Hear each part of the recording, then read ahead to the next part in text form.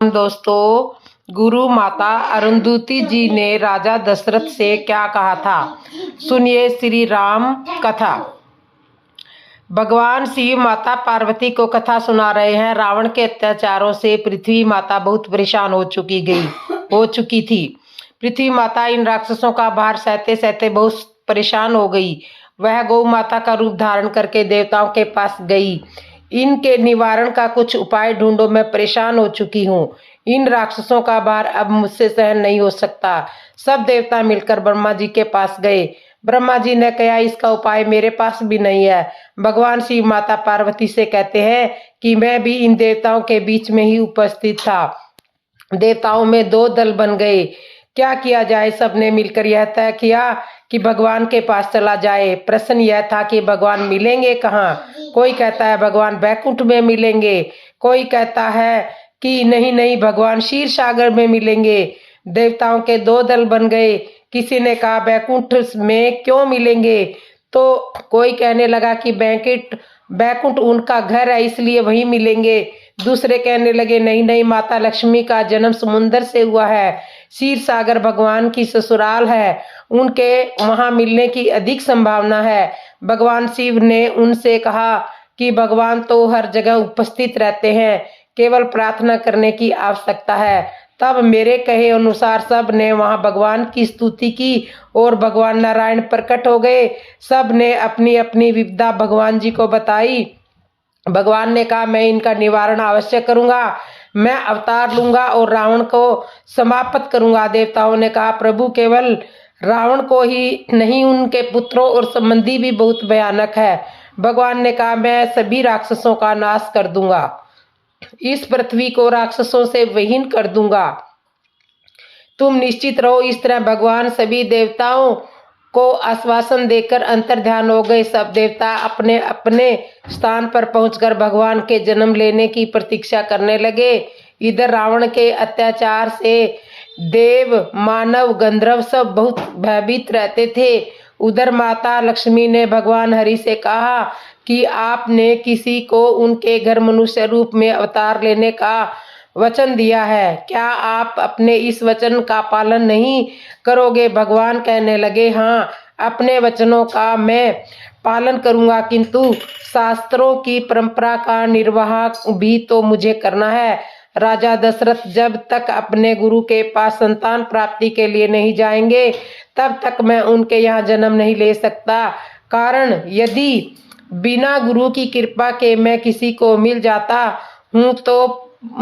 हूँ या प्राप्त हो जाता हूँ तो फिर गुरु की आवश्यकता ही क्या रहेगी? शास्त्रों की यह हमारी आस्था मर्यादा ही मिट जाएगी और गुरु को महत्व ही नहीं देगा कि गुरु की क्या आवश्यकता है। भगवान तो बिना गुरु के ही मिल जाते हैं। इसलिए महाराज दशरथ जब तक अपने गुरु के पास जाकर पुत्र प्राप्ति की प्रार्थना नहीं करेंगे, मुझे प्राप्त करने के लिए गुरु के शरणागत नहीं होंगे, जब तक उनके गुरुदेव उन पर कृपा नहीं करेंगे तब तक मैं उनके यहाँ जन्म नहीं लूंगा। इधर गुरु वशिष्ठ जी की धर्मपत्नी माता अरुंधति जी ने वशिष्ठ जी से कहा कि तुम्हारे शिष्य राजा दशरथ के यहाँ अब तक कोई संतान नहीं है, क्या आप उन पर कृपा नहीं करोगे? क्या आप उनके यहाँ संतान नहीं होगी? गुरु वशिष्ठ जी ने भी यही अरुंधति जी से यही कहा कि यदि कभी राजा दशरथ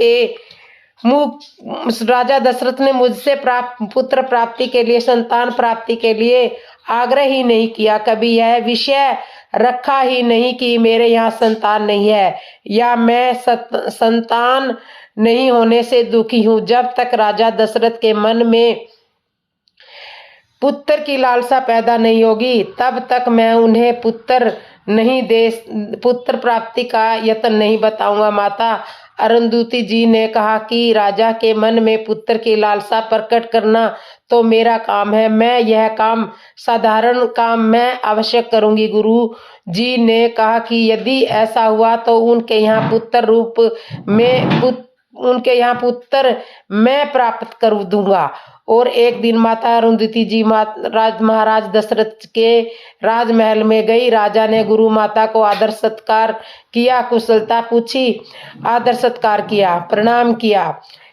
गुरु माता अरुंधति जी ने अपने साथ लिए हुए एक बालक को, पुत्र को चिमटी कर दी। बालक जोर जोर से रोने लगा। राजा दशरथ ने माता अरुंधति जी से पूछा कि यह बालक क्यों रो रहा है। अरुंधति जी ने कहा कि यह बालक इसलिए रो रहा है कि मेरा परिवार तो इस राजकुल का गुरु रहा है। हमारे कुल के सभी पुरोहित इसी का कुल के गुरु रहे हैं, किंतु राजा दशरथ के यहाँ तो कोई संतान ही नहीं है। आगे इनके वंश को कौन चलाएगा और मैं किसका गुरु रहूंगा। इसलिए क्या मुझे गुरु बनने का सौभाग्य प्राप्त नहीं होगा। यह विचार करके यह बालक रो रहा है। माता अरुंधति जी की इस साधारण बात ने महाराज दशरथ पर बड़ा असाधारण प्रभाव डाला। महाराज दशरथ के मन में गल्यानी हुई, बहुत ज्यादा गल्यानी हुई। गुरु माता अरुंधति जी की साधारण बात ने राजा दशरथ जी पर असाधारण प्रभाव डाल दिया। अरुंधति जी ने यह कहा था कि यह बालक इसलिए रो रहा है कि राजा दशरथ के यहाँ कोई पुत्र या संतान नहीं है। इनके जाने के बाद मैं किसका गुरु रहूंगा। दशरथ जी के मन में बड़ी गल्यानी हुई और वह अपने गुरुजी वशिष्ठ जी के पास में गए। दशरथ जी ने अपना सुख और दुख दोनों गुरुजी के सामने बताया। गुरुजी ने पूछा, सुख क्या है और दुख क्या है। दशरथ जी कहने लगे, महाराज, जीवन में सब कुछ प्राप्त किया है, किंतु चौथापन आ गया, संतान नहीं है, यह दुख है। गुरु वशिष्ठ जी ने दशरथ जी से कहा कि तुम चिंता मत करो, भगवान ने तुम्हें चौथेपन तक संतान नहीं दी है, तो अब उन्हें 4 रूप में आना पड़ेगा।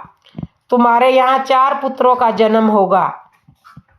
दशरथ जी यह सुनकर बड़े प्रसन्न हुए, कहने लगे, गुरुजी मुझे क्या करना है। गुरुदेव ने कहा कि तुम्हें कुछ नहीं करना, अब जो कुछ भी करना है वो मुझे ही करना है, मुझे ही करना है। सकल सुमंगल दायक रघुनायक गुणगान, सादर सुनहि ते तरही भव सिंधु बिना जलयान।